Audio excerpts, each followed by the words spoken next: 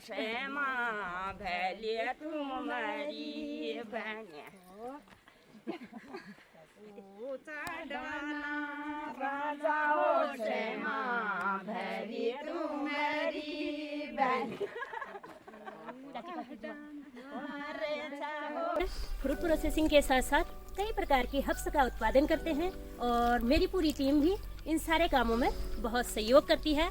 तो मुझे लगता है कि इन महिलाओं के साथ मुझे बहुत आगे तक पहले तो जब हमारी शादी हुई थी तो स्वरोजगार के कोई ऐसी जरिए भी नहीं थे। तो मेरे हस्बैंड भी जॉब में नहीं थे, HMT में थे तो छोड़ चुके थे। तो फिर जैसे रोजी रोटी का संकट हर किसी के सामने आता है तो फिर उसके बाद एक शादी ही एक ऐसा समय आ जाता है, उसमें हम खुद अपनी इनकम से अपने जीवन यापन करने की जो सोचते हैं, इन सारी चीज़ों के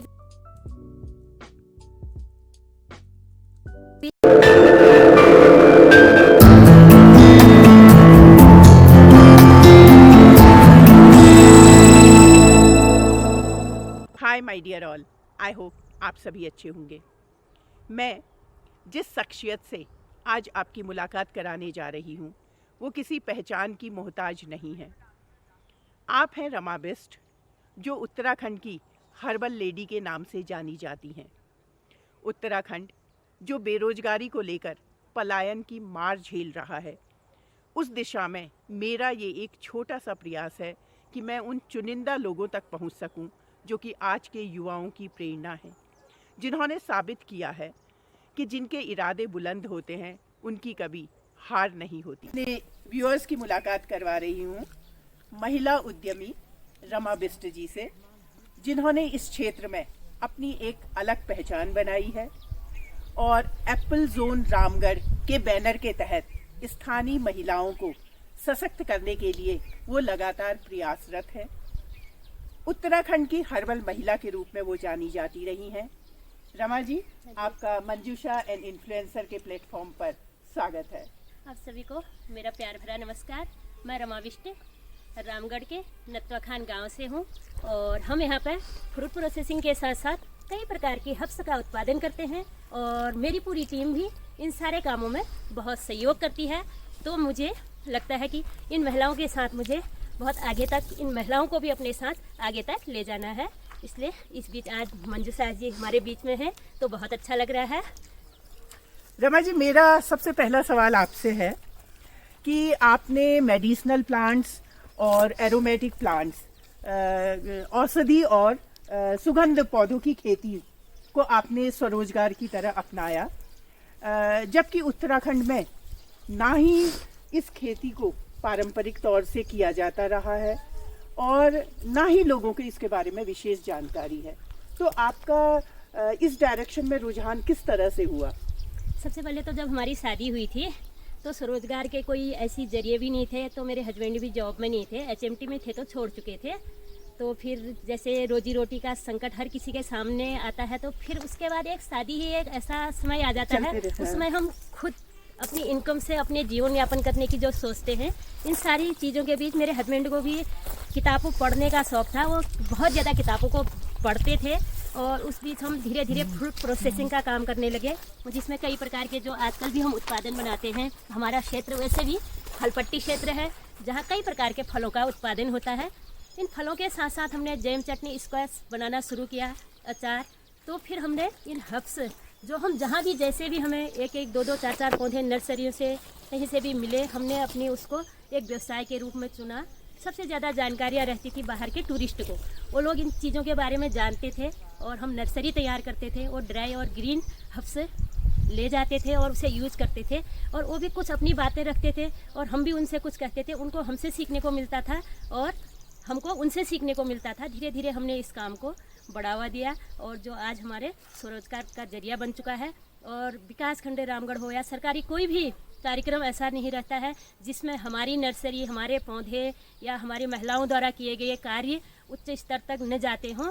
पर हम चाहे अपने कार्यों में थोड़ा पीछे छूट गए हैं, फिर भी बहुत सारी चीज़ें हर नर्सरी का, हर हब्स का, यहीं से हमारे वहाँ से फ़ोटो, अन्य चीज़ें उन लोगों तक हमारी ही रिपोर्टें जाती हैं। इसी बीच कृषि डिपार्टमेंट से CDO सर तक केले हमारे यहाँ के पूरे प्लांटों की वीडियो, प्लांट सारे फोटोज़ वो सब मैंने वीडियो ये सारी मैंने ही डाली और धीरे धीरे इसको हमने एक व्यवसाय के रूप में अपनाया, जिसका बहुत अच्छा रिस्पॉन्स भी मिल रहा है। आगे भी इसमें बहुत सारे करियर के बहुत सारे चांस हैं, जिसमें रॉ मटेरियल पर ऑयल और अन्य चीज़ें भी, जैसे नींबू, माटा, इन चीज़ों के छिक्कल भी हैं, तो उससे स्क्रब, ऑयल, बहुत सारी चीज़ें हो सकती हैं। बीज से नर्सरी तैयार की जाती है। कोई भी ऐसा पार्ट नहीं होता हमारे पहाड़ के फलों का, हर्बल का, जो बेकार जाता होगा। जैसे हर्बल में भी है तो उसका ऑयल भी लार्ज स्केल पर जब हमारे कृषक धीरे धीरे कार्य करने लगेंगे तो उससे ऑयल भी, अन्य चीज़ें भी, ऑयल, वाटर, बहुत सारी चीज़ें बनेंगी, तो हम व्यवसाय को बहुत आगे तक ले जा सकते हैं एक दूसरे के सपोर्ट से। क्योंकि हमारे पहाड़ों में आज लोग कहते हैं लंगूर, बंदर, बहुत सारी चीज़ों का नुकसान है करके। इन चीज़ों को नुकसान भी नहीं पहुंचाता है, पर हाँ इतनी थोड़ा सा हमारे क्षेत्र में पानी नहीं है तो परेशानियां होती हैं, स्ट्रगल तो करना ही पड़ता है। ये पहाड़ों से पलायन को रोकने जैसी बातें करेगी सरकारें, करेंगी और समाज सेवी लोग करेंगे, हम लोग करेंगे, आपस में बातें करेंगे, तो इन सारी चीज़ों से ही हमारे पहाड़ से पलायन रुक सकता है। वीडियो का पार्ट 1 जो कि एक कड़वी सच्चाई है, आपको आहत भी करेगा और इमोशनल भी, जिसको समाज के सामने लाना बहुत ज़रूरी है। मेरा ये पूछे जाने पर कि महिला होने के नाते आपका ये सफ़र कैसा था, तो चलिए सुनते हैं इसके रेस्पॉन्स में उन्होंने क्या कहा। रमा जी, महिला होने के नाते आपकी ये जर्नी कितनी आसान थी या संघर्षपूर्ण थी? महिला होने के नाते ये बहुत संघर्षपूर्ण थी और थोड़ा हस्बैंड जो सपोर्ट कर देते हैं उससे थोड़ा आसान हो जाती है। पर आज भी जो हम लोगों ने सोचा, हम उस मुकाम पर बिल्कुल भी नहीं पहुंचे हैं। मैं अभी भी अपने को जीरो पर ही समझती हूँ। फिर भी जिन प्रोडक्टों पर काम कर रहे हैं, उम्मीदें हैं कि वो बहुत आगे, बहुत सारा स्कोप है। लगता है कि आने वाला समय बहुत अच्छा रहेगा।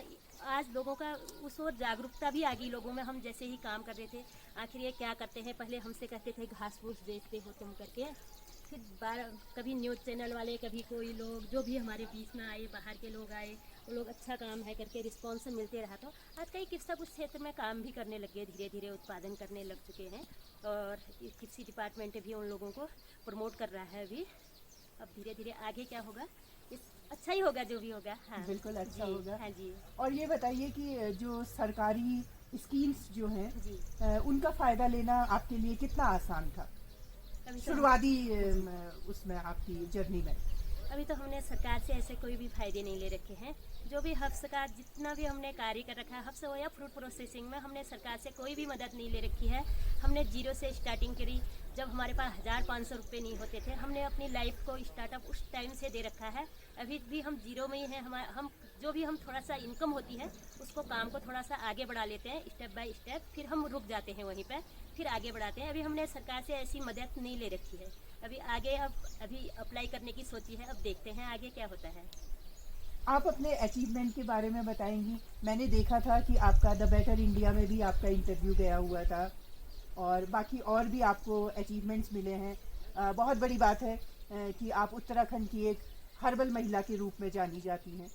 हम यहाँ पर काम करते थे। मेरे यहाँ से मेरा मेरा किस्मत सही कहें, उसको जो भी कहें, लक अच्छा होगा तो हम रोड में, हमारा घर है तो मैं नीचे नर्सरी का काम करती थी। कई पत्रकार या अन्य लोग जो आते होंगे, शायद उनकी नज़र जाती होगी और सोशल मीडिया में मैं अपडेट रहती थी। जैसे अभी में मुझे ज़्यादा वीडियो, इन चीज़ों का तो टाइम नहीं हो पाता है। मैं अभी में अपडेट कर देती थी अपनी फ़ोटोज़, अपने जो भी कार्य थे उनको करते हुए, महिलाओं के साथ काम करते हुए। और जितने भी पत्रकार आते होंगे, मुझे पता नहीं चलता था कोई मेरे यहाँ पे आ रहा है करके, कोई पूछ के भी नहीं आता था। सारी चीज़ें होने के बाद ही पता चलती थी। ऐसा ही नहीं, डीडी न्यूज़ वाले भी हमारे वहाँ पे आए और कई लोग आए। इस तरह से आगे मुझे उसके बाद ही पता चलता था कि हाँ, मैं इन न्यूज़ चैनल में, पेपरों में मेरा आ रखा है करके। मुझे बाद में पता चलता था हाँ, मेरे वहाँ पे कोई आ रखा है करके। और वो भी ये परसों भी जो न्यूज़ में आ रखा था, तो वो सर ने जब भेजा उसके बाद मुझे पता चल रहा है हाँ, मैं उसमें आ रखी हूँ करके। ये साइन नहीं दिया करके। मैं कहती थी आप लोग भी मेरे साथ होते हो, सब साथ होते हैं, नाम और वो चीज़ें। मैंने कहा मेरा अभी इतना नाम होता है, मैं इतनी बड़ी हूँ भी नहीं। मैं खुद ही सोचती हूँ कि मेरा नाम तो आ गया, अभी हम उस स्तर पर गए नहीं हैं करके। और सारी चीज़ें, और जितनी नॉलेज रखते हैं, हर चीज़ की इतनी नॉलेज रखते हैं। और कभी हमने सरकारी चीज़ों का दुरुपयोगीकरण भी नहीं किया और बेनिफिट भी लेने की। हम सोचते हैं कि सरकार से इस लाभ को ले लेंगे तो इससे पहले हम कितना आगे कार्य खुद कर सकते हैं, उसके बाद क्या हो सकता है, इन चीज़ों को सोचते हैं। इसलिए हम सरकारी लाभ भी नहीं ले पाए हैं। और जैसे ब्लॉक स्तर पर बात करूँ तो कई समूह का गठित किए गए। फिर वहाँ पे कोई समूह काम करने वाले नहीं होते थे। फिर हमारा भी एक ग्रुप बना दिया गया महिलाओं के साथ, जो मेरी वहाँ पर महिलाएं काम करती थी। सर लोगों ने कहा कि आप भी ग्रुप बना लीजिए, वो बनाया। फिर विकासखंड रामगढ़ में प्रोसेसिंग की यूनिट लगी, वहाँ पर कोई भी महिलाएं काम करने वाली नहीं थी। फिर उन लोगों की भी NRLM के तहत मानदेय रोक दिए गए थे, क्योंकि वहाँ पर काम ही नहीं हो रहा था। फिर हमको बुलाया गया, कितना संघर्ष, वो मेरे लिए बहुत संघर्षपूर्ण, वो जो मेरे को धक्का लगा है। मैंने कोई भी विकासखंड रामगढ़ के कोई ऐसे कार्यक्रम नहीं होंगे जिसमें काम हम खुद करते थे और नाम विकासखंड रामगढ़ का दिया हमेशा, उसमें मेरे को इतना शॉर्ट लगा है। शायद मुझे अब जब भी कोई सरकारी कर्मचारी आता है, आपके यहाँ पर ऐसे काम हो रहा है, रिपोर्ट दे दो करके, मैं दे देती हूँ, पर मैं अंदर से आहत हो जाती हूँ। इतना दर्द होता है, मैं सोचती हूँ सरकारी सिस्टम क्या इतनी बेरहमी के साथ कार्य करता है करके। मुझे उस सिस्टम से आंसू आ जाते हैं। आज भी एक महिला थी, काम कर रही थी, हाँ मैं काम करती हूँ यहाँ पे, और इतने उससे काम करती हूँ जो उस सिस्टम ने मुझे झकझोर दिया, उसको मैं कह नहीं सकती हूँ। मैंने यहाँ से गाड़ी करके मैंने अपने प्रोसेसिंग के प्रोडक्ट यहाँ पर से जितना पल्प रखा था, उस पल्प को ले जा करके उन लोगों का जब मानदेय रुक गया था, उस NRLM का इतना करोड़ों का बजट चल रहा होगा, आप इतना तो कोई जान ही नहीं सकता है। जितनी मुझे इसके बारे में जानकारी है, NRLM के तहत करोड़ों का बजट आ रहा है प्रत्येक विकासखंड में, लाखों में नहीं करोड़ों में बजट आ रहा है। वो बजट कहाँ दुरुपयोगीकरण हो रहा है पता ही नहीं चल रहा है। और उस NRLM के तहत कितनी महिलाएं सशक्त हुई हैं, ये भी एक बहुत ही सोचनीय विषय हो जाता है। और क्यों महिलाएं चुप हैं? हमारी महिलाएं जैसे समाज नहीं देखी होती है ना, इसलिए खुश हो जाती हैं। महिलाएं समाज नहीं देखी होती हैं, ग्रुपों के बीच में जाती हैं, थोड़ा उन लोगों को एक आध प्रशस्ति प्रमाण पत्र दे दिए जाते हैं, वो खुश हो जाते हैं। कभी मीटिंग हो जाती है, घर से निकलने के मौके मिल जाते हैं, उतने में हमारी महिलाएं खुश हो जाती हैं। और कभी महिलाएं पूछती नहीं हैं कि ये बजट सर आ रहा है, कितना आ रहा है, क्यों आ रहा है और कैसे आ रहा है। जो थोड़ा सा प्रमोट करने के लिए समूह को बीच बीच में राशि मिलती है, 10,000 20,000, तो महिलाएं ये मिल गया है, फ्री का है, ये है, अपना हम काम चला लेंगे करके जो चीज़ें होती हैं, वो भी सरकारी सिस्टम को एक आईना दिखाने जैसी ही है। नहीं तो ये करोड़ों रुपए में जिस तरह से सरकार ने महिलाओं को सशक्त करने के लिए जो करोड़ों का बजट, लाखों में नहीं, मैं आज भी कह रही हूँ करोड़ों में आ रहा है वो बजट NRLM के तहत, वो धरातल पर उतर ही नहीं रहा है। क्योंकि हमारे ही विकासखंड रामगढ़ में 400 से ऊपर समूह बना दिए गए हैं। ये 400 से ऊपर के 400 ही समूह भी माने, उनमें 10 महिलाएं भी हम देखते हैं तो 4000 महिलाएं होती हैं। 4000 महिलाओं के वर्क कहाँ हैं आज? वो जो लाख करोड़ों पैसा आया, उस करोड़ों पैसे का उस सिस्टम ने कहाँ वो इन्वेस्ट किया, और किया तो कहाँ पे दिख क्यों नहीं रहा, समाज को क्यों नहीं दिख रहा है? या मेरे ही गांव में कहीं पर ये इन्वेस्ट हो रखा है NRLM के तहत, पैसा तो कहाँ है? कहाँ? बहुत सही बात आपने कही कि सरकार की इतनी स्कीम्स आ रही हैं, हाँ। और अगर धरातल पर उन स्कीम्स का सही तरीके से फायदा मिलता तो हमारा उत्तराखंड का हर गांव मॉडल गांव होता। आज जिस हिसाब से पैसा आ रहा है सरकार का, हम सरकार को दोष नहीं दे सकते हैं, सिस्टम को दोष दे सकते हैं। क्योंकि इतना महिलाओं को सशक्त करने के लिए शायद इतनी चीजें आदमियों के लिए नहीं रह गई हैं। लोन करना महिलाओं के लिए आसान हो गया, आदमियों के लिए नहीं है आसान। उनको न जाने कितनी प्रॉब्लमें हैं। महिलाओं के लिए सारी चीजें आसान कर दी हैं सरकार ने, समूह के माध्यम से, सेल्फ के माध्यम से बहुत सारी चीजें कर दी हैं। पर वो विकास का पैसा कहाँ जा रहा है, इसके लिए तो पूरा मुझे ये इस बात का दुख होता है। जब एक टाइम होता था पढ़े लिखे नहीं होते थे, आज लोग कहते हैं उसने पढ़ा है, नौकरी तो नहीं है। नौकरी को शब्द सोचते हैं, विचारों की अभिव्यक्ति कब करेंगे लोग, अपने विचारों को अभिव्यक्त कहाँ पे करेंगे, और गलत को गलत और सही को सही कब कहेगा हमारा समाज। आज पहले पुरुष करता था, घोटाले जो भी होता था, घूसखोरी अन्य चीजें जो भी होती थी, आज महिलाएं भी तो वही कर रही हैं, हम वही कर रहे हैं, उसी सिस्टम पर चले हुए हैं। यदि आज महिलाओं को सशक्त किया जा रहा है तो फिर सिस्टम में बराबरी का दर्जा, यदि हम गलत में बराबरी का दर्जा ले रहे हैं, सही कब करेंगे? हमको ऐसा लगना चाहिए कि हाँ हमारे विकास खंड में का मुखिया आज महिला है तो महिलाओं को आगे बढ़ना चाहिए। हाँ हमारे विकास खंड में कर्मचारी महिलाएं आ गई हैं तो हम वास्तव में बेहतर कार्य कर रहे हैं। हाँ महिलाओं को सशक्त करने के लिए इतने समूह बना दिए गए हैं, इतनी सारी चीज़ें हो रही हैं, तो हाँ समाज में महिलाओं को कार्य दिखने चाहिए। मैडम वो तो कर लेते हैं ना, हम नकल, पहनने की नकल कर लेते हैं। जैसे भी हो परिवार में महिला सबसे अच्छा पहनती है। किसी भी परिवार की बात है, शादी ब्याह होंगे, बच्चे के लिए नहीं होगा, आदमी के लिए नहीं होगा, महिला बहुत अच्छा पहन लेती है हमारे घर गाँव में। पर वो चीज़ें नहीं होती हैं कि जो हमारे लिए अच्छा सरकार भी कर रही है, सारी चीज़ें सिस्टम पूरे उसमें है, तो हम वहाँ पर चुप रह जाते हैं। तो वही सारी चीज़ें बहुत ज़्यादा झकझोरती हैं। मेरे को तो इतना आहत हो जाती हूँ मैं इन छोटी छोटी चीज़ों को सोच के, कब तक चुप रहेंगे करके मैं अंदर ही अंदर बोलने वाली हो जाती हूँ। मैं अंदर ही अंदर बोलती हूँ, अपने से ही बातें करती हूँ। आखिर ये गलत हो रहा है, इस गलत के लिए कब बोलेगा समाज? फिर देखती हूँ जो गलत कर रहे हैं वही सशक्त हैं, फिर उनके जैसा भी नहीं हुआ जाता है, न अपना जैसा हुआ जाता है, न दबाई जाता है, न बोला ही जाता है, न वो होता है। अंदर ही अंदर पूरा शरीर ऐसा हो जाता है कि ज़िंदगी कुछ है ही नहीं, बिल्कुल मिट्टी जैसा शरीर बन जाता है। बहुत अफसोस होता है इन सारी चीज़ों से, इतना दुख होता है कि कोई कहने वाला ही नहीं है। ये मैं अच्छा कर रही हूँ, केवल मेरा परिवार चल रहा है और पूरा समाज उसका लाभ नहीं ले पा रहा है, तो वो भी गलत चीज़ें हैं। इसके लिए कब हमारा समाज एकजुट होगा? मेरे को तो सबसे बड़ा दुख इन चीज़ों का हो जाता है कि कब उसके लिए एकजुट होगा हमारा समाज, उन चीज़ों के लिए कब बोलेगा। हाँ, ऐसा है, मेरी खेत की फसल से मैं सशक्त हो सकती हूँ, अपने खेत की फसल से दूसरा सशक्त हो सकता है, पर जो सार्वजनिक चीज़ें हैं जिनको सबके लिए बराबर रूल से बनाए गए हैं, उनका लाभ कब लेगा पूरा समाज या पूरी महिलाएं या जो भी हो रहा है? इन चीज़ों के लिए कोई नहीं बोलता। अभी भी किसी से भी पूछोगे, किसी भी विकास खंड की आप बात करोगे तो 33 करोड़ नेक्स्ट बजट करोड़ में गया है पैसा, और अभी नया बजट पूरी स्कीमें बन के गए हैं, वो 33 करोड़ रुपया कम नहीं होता है, एक छोटा ही तो होता है विकास खंड। अन्य योजनाएं तो चले ही रहती हैं। एक अनारलम के तहत इतना करोड़ रुपया बहाया गया सरकार के द्वारा, और कागजों की जहां खानापूर्ति होती है तो वो कागजों तक सीमित रह जाती है। वास्तविकता की नज़र ये धरातल पर जाए, हाँ आपके भी समूह बने थे, आपके भी समूह बने थे, कुछ उसके अंदर काम करने वाले लोग उस स्तर तक जाए तो तब हमको ये वास्तविकताएं देखने को मिलती है। मेरे को सबसे बड़ा दुख इन चीज़ों का भी होता है। मैंने कई बार एनआरएलएम वालों से क्वेश्चन भी कर दिए। मैंने कहा आप जब लोग ये सिस्टम को चलाती हो, आप लोगों को इस सिस्टम में मज़ा आ रहा है? क्योंकि मुझे नहीं आ रहा था। इसलिए नहीं आ रहा था क्योंकि पैसे का दुरुपयोगीकरण हो रहा था। जो लोग अपनी खेती बाती कर रहे थे उससे उबर जैसा गए हैं, वो थोड़ा सा ऊब जैसा गए हैं, इसलिए कि उसने कहा उसकी औरत भी उधर जा रही है, उसकी उधर जा रही है। वो वास्तविकता चीज़ है, वो भी भटक जैसा गए हैं, सही हो ही नहीं पा रहा है कहाँ पर सिस्टम कैसा करना है। जब उसके अंदर जब उसमें एक तो पद भी ऐसे रख दिए हैं जिनकी सिस्टम के साथ वहाँ तक पहुँच होती है, उन लोगों को पद दे दिए जाते हैं ना। जब ये दिए पढ़ाई एजुकेशन के हिसाब से टेस्टों को निकालने के बाद एजुकेशन उस इस हिसाब से भी होता है, तब भी काम आगे बढ़ जाता है। नंबर 2, सबसे ज़्यादा जानकारी फिर जिस क्षेत्र में लोग उस क्षेत्र में काम करते हैं, कृषि की नॉलेज उसको ज़्यादा होती है साइंटिस्ट से जो कृषि करता है, फार्मर को ज़्यादा होती है। और जब फार्मर और साइंटिस्ट दोनों मिलके काम करते हैं तो सब चीज़ें उभर के निकलती हैं। यही सारी चीज़ें, बहुत सारी चीज़ें यही होती हैं, पर समझ में ही नहीं आता है कि ये सिस्टम किस ओर जा रहा है करके।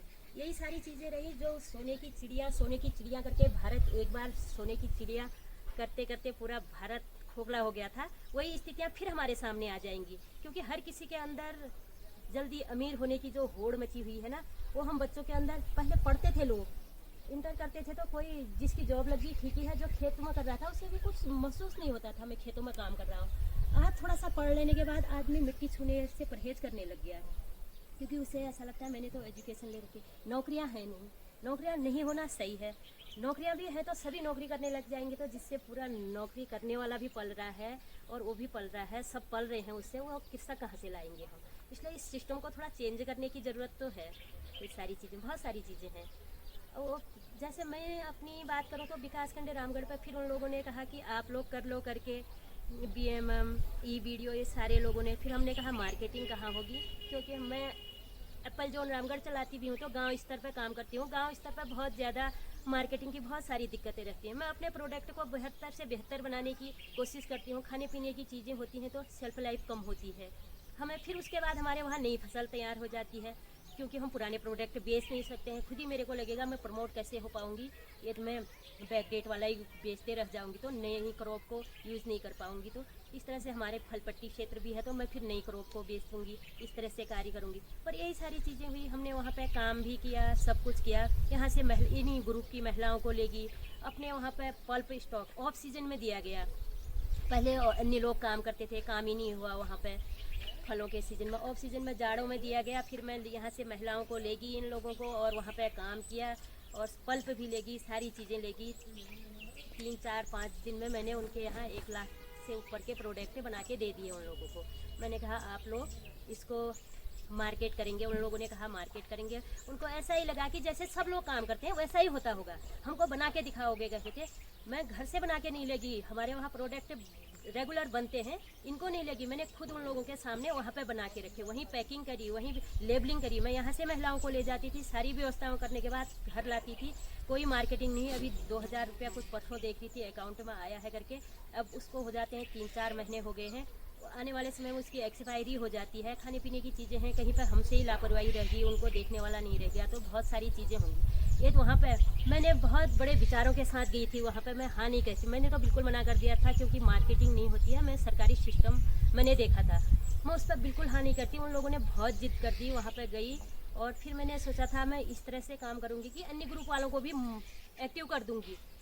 जो कृषि भी करेंगे तो जो राजमाई उत्पादन कर दे, कोई हफ्सी उत्पादन कर दे, तो हम उन लोगों से ले लेंगे। सोचा था मैंने, सोचा विकास खंड रामगढ़ पे मैं लोगों को मोटिवेट करूंगी यहाँ पे, क्योंकि सेंटर है यहाँ पे, हर क्षेत्र की महिला आती है।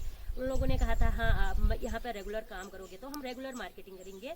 तो ये सारी चीज़ें नहीं हो पाई। उसके बाद उल्टा उन लोगों का कार्यक्रम हुआ और उनकी मानदेय जो भी था सबको इश्यू हो गया। मैंने कहा सर आप लोगों ने तो, मैंने कहा वहाँ से मैडम लोगों से, मैंने कहा आप एक महिला हो और आप लोगों ने कहा था उस समय हम मार्केटिंग करेंगे, उधर माल डालेंगे, हल्द्वानी डालेंगे, नैनीताल डालेंगे, हमारे पास बाहर की बहुत सारी डिमांडें हैं। एक प्रकार से झांसा जैसा दे दिया। मैंने सोचा मैं भी कर ही लूँगी, इतना काम आप करेंगे। तो मैंने कहा 2-3 लाख का भी वो कर देंगे तो कोई बात नहीं, यहाँ से जो गाड़ी का खर्चा ये सारी चीज़ें निकल जाएंगी और ये महिलाएं भी रेगुलर वर्क से जुड़ी रहेंगी। सोचा था कभी इनको ले जाती थी, सयानी जो लेडीज़ हैं इनकी बहुओं को ले जाती थी बाहर वहाँ के लिए, और जो सयानी लेडीज़ें थी वो घर पे आती थी। रात, कभी रात भी हो जाती, रात के 8 बज जाते थे हमको वहाँ पे प्रोडक्ट तैयार, क्योंकि प्रोसेसिंग का काम है, आधे अधूरे से छोड़ के नहीं आ सकते हैं।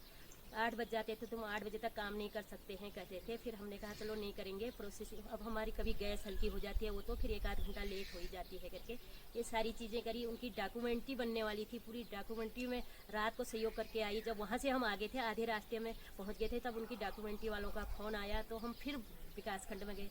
खूब तारीफ़ें की विकास खंड की, सारी चीज़ें हुई। लास्ट में उन्होंने एक लेटर बना के दे दिया मुझे, रमा बिष्ट ने यहाँ पर अभद्रता कर दी करके। मेरे को इतना, मैं उस दिन से इतनी आहत हूँ। मैंने एक लेटर बनाया, फिर मुख्यमंत्री को, विकास खंड रामगढ़ के खंड विकास अधिकारी महोदय को बनाया, फिर विधायक को। मैंने फिर वो लेटर आगे पेश नहीं किया। मैंने कहा मैं लड़ते रह जाऊंगी, मैं अपने काम से भी मेरा माइंड हट जाएगा, मैं उस ओर झांकने ही नहीं गई, क्योंकि मैंने सरकारी सिस्टम से आज तक लाभान्वित ही नहीं हुई, लाभ नहीं लेती। उसके बाद भी फिर कृषि डिपार्टमेंट वाले आए, उनने कहा आपके यहाँ क्या क्या हफ्ते होती है, पूरी वीडियो सीडीओ सर को देनी है, वो करके। मेरे हस्बैंड मुझे कभी कभी डांट भी देते हैं, तू क्यों देती है करके। फिर मैं सोचती हूँ ये दे देना चाहिए, कोई बात नहीं, रहने दो, जो होता है क्या करना है, नहीं देके भी क्या होता है, देके भी कहीं कहीं से तो बड़े होती है, सारी अफसोस चीजें। की बात है और दुख बहुत होता है कि मैं आपसे कुछ और सुनने के लिए आई थी और मुझे वो सब कुछ सुनना पड़ रहा है, जिससे कि हम अफसोस कर सकते हैं, क्योंकि जो सिस्टम है हमारा, वो सिस्टम जब सही तरीके से काम नहीं करता है, हाँ जी। तो जो काम करने वाले हैं वो जरूर आहत होते हैं, आहत ही नहीं होते हैं बल्कि उनका मनोबल टूट जाता है। मैं ऐसा सोची थी फ्री ऑफ कॉस्ट मैडम, मेरे अंदर ही, मैं अभी भी जितने मेरे यहाँ पे लोग आते हैं हम घंटों बर्बाद करते हैं। आज आपने तो टाइम मांगा था, हम लोग जो नर्सरी देखने आते हैं, 1 प्रोडक्ट 2 प्रोडक्ट ले नहीं भी ले जा सकते हैं, पूरी नर्सरी घुमाते हैं, पूरी जितनी नॉलेज होती है पूरी बताते हैं, पूरा टाइम देते हैं हम इतना, चाहे मैं दूँ, मेरा बेटा दे, वो दे, जिसको भी टाइम हो सके हम लगभग कोशिश करते हैं कि पूरा टाइम दें करके। कितने बाहर के बच्चे आते हैं, कभी चिराग में आते हैं, एनजीओ में आते हैं, और कितनी अभी स्टूडेंट अन्य कोर्सेज कर रहे हैं, बी फार्मा, अन्य चीज़ें, वो लोग भी यहाँ से विजिट करने आते हैं, अपने वो फाइलें तैयार करते हैं, सारी चीज़ें, पूरी चीज़ में मदद करते हैं मैडम हम, पूरी चीज़ में। गर्मियों में बच्चों की प्रोजेक्ट तैयार करने में हम मदद करते हैं, और कभी हमने किसी से एक पैसे की, मतलब हमने उम्मीद ही नहीं की। हम सोचते, हमारे मन में हम सोचते हैं जैसे हैं हम सही हैं, क्योंकि जो है हम सही हैं, इसीलिए हमारी सारी चीज़ों में काम करने में मन भी लगे रहता है। जिस दिन हम पैसे की ओर भागने लग जाएंगे, फिर हमको ये न स्टूडेंट दिखेगा, न कोई वो दिखेगा, हमको केवल पैसा दिखेगा, हमने प्रोडक्ट बेचना है और पैसा लेना है, ये चीज़ें आ जाएंगी। तब भी मेरी लेडीज जितने काम करती हैं, इनको देखना, ये मुझे डांट देंगी, मैं इनको डांट दूंगी, हमारे अंदर ये भी नहीं रहता है मैं मालिक हूँ या ये काम करने वाले हैं या ये काम करने वाले हैं, यही चीज़ें हमारे बीच में रहती ही नहीं है कहीं पर भी। आपसे बात करके पता चला है कि जिस ऊंचाई पे आप पहुंची हैं लोगों को वो दिखाई देती है, लेकिन उसके पीछे का दुख, संघर्ष नहीं दिखाई देता। इस सब के बावजूद रमा जी की मनमोहक स्माइल, सरल जीवन, बेहद खूबसूरत सोच और सहयोगी महिलाओं के साथ परिवार वाली आत्मीयता दिल को छू गई।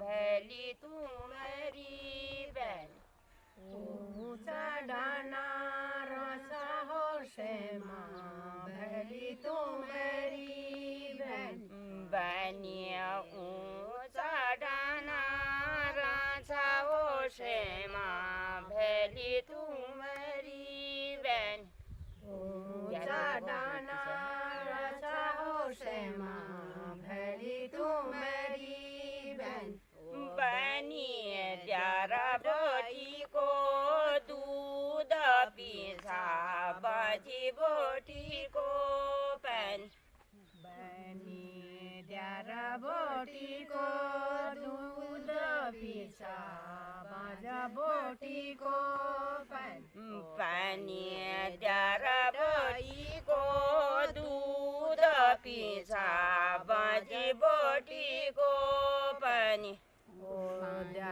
दाई को दूध पीछा बाज बोटी को पानी कपू बाजो जेठो श्यामा भली तुम्हारी बहन ओ कपू बाजो जेठो श्यामा भली तुम्हारी बहन बनिया कपू बाजो जेठो श्यामा भली तुम्हारी बहन ओ नरना दिन बासो जेठा हो श्यामा भली तुम्हारी बहन ओ बनिए ओ नरना दिन मासा भली तुम्हारी बहन ओ नरना दिन मासा भली तुम्हारी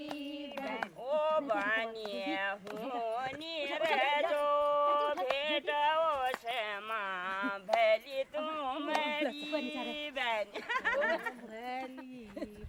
ओ नरन्यो भेटो श्यामा भली तुम्हारी बहन राजा हो श्यामा भली तुम्हारी बहन